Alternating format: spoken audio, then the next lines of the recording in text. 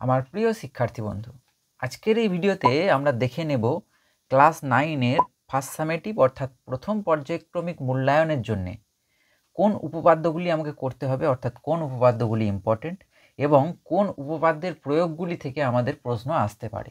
তো প্রথমেই আমরা দেখে নেব বন্ধু কোন উপপাদ্যগুলি ফার্স্ট সামেটিভের জন্য ইম্পর্টেন্ট। এখানে আমরা দেখতে পাচ্ছি বন্ধু, উপপাদ্যে মোট থাকবে 4 নাম্বার, যেখানে 2টি থাকবে একটি প্রশ্নের উত্তর আমাকে করতে হবে। তো এখানে বলে রাখি বন্ধু, উপপাদ্য 15 যেটি তোমাদের বইয়ের পাতা নাম্বার 77-এ আছে। কি আছে সেই উপপাদ্যটি? না, সামান্তরিকের কর্ণদ্বয় পরস্পরকে সমদ্বিখণ্ডিত করে।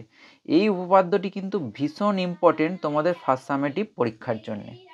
একই রকমভাবে উপপাদ্য 18 যেটা তোমাদের বইয়ের 87 নাম্বার পাতাতে আছে। কি সেই উপপাদ্যটি? না, যে কোনো চতুর্ভুজের একজোড়া বিপরীত বাহু সমান ও সমান্তরাল হলে চতুর্ভুজটি একটি সামান্তরিক হবে। তো এটা গেল দ্বিতীয় উপপাদ্য, এবং এটাও যেমন খুবই ইম্পর্টেন্ট একটি উপপাদ্য। তৃতীয় উপপাদ্যটি বলছে বন্ধু, তৃতীয় উপপাদ্যটি হচ্ছে উপপাদ্য 19 যেটা তোমাদের বইয়ের পাতা নাম্বার 90-এ আছে। কি সেই উপপাদ্যটি? না, একটি চতুর্ভুজের দুটি কর্ণ পরস্পরকে সমদ্বিখণ্ডিত করলে চতুর্ভুজটি একটি সামান্তরিক হবে। তো এটা গেল তৃতীয় উপপাদ্য। এখানে 3টি উপপাদ্যই কিন্তু খুবই ইম্পর্টেন্ট তোমাদের ফার্স্ট সামেটিভ পরীক্ষার জন্য।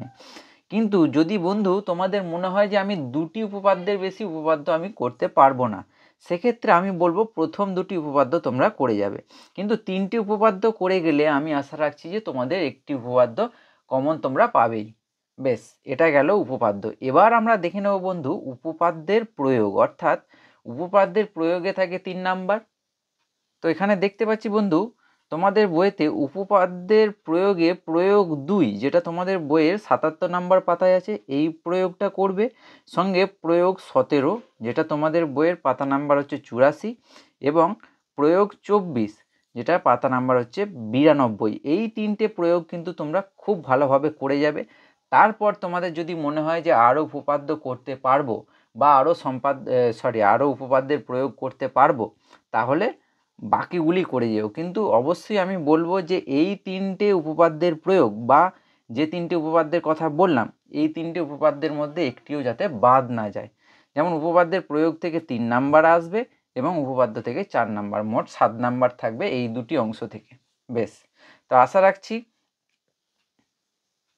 এই 3টি উপপাদ্য, যে 3টি উপপাদ্যের কথা তোমাদের বললাম, এই 3টি উপপাদ্য এবং যে 3টি উপপাদ্যের প্রয়োগের কথা বললাম, এগুলি তোমরা খুব ভালোভাবে মনোযোগ সহকারে প্র্যাকটিস করে যাবে, এবং এটাও আশা রাখছি যে তোমরা এর মধ্যেই ফার্স্ট সামেটিভে কমন পাবে। তো বন্ধু, আবার তোমাদের সামনে হাজির হব নতুন একটি ভ্যালুয়েবল ভিডিও নিয়ে। ততক্ষণের জন্য খুব ভালো থেকো, খুব মন দিয়ে পড়াশোনা করো। Good bye.